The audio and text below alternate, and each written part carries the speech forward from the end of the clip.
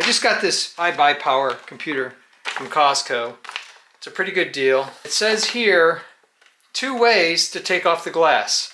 Either some screws on the side or screws here in the corners.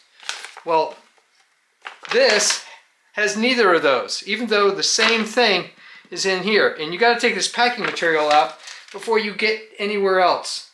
I was just kind of messing with it, and guess what I found out? There's a little tab here on the side, a little indentation, and you just push on it and it pops off.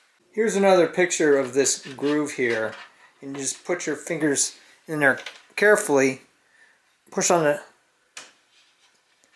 and it pops off. Pops back on.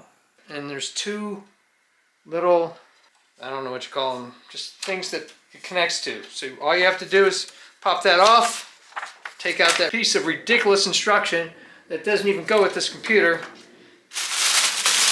take the protective material out, push this back, and you're ready to go with the rest of the installation. Absolutely crazy and unresponsible that iBUYPOWER would include some instructions, make it so important, and it doesn't even pertain to this machine. Ugh.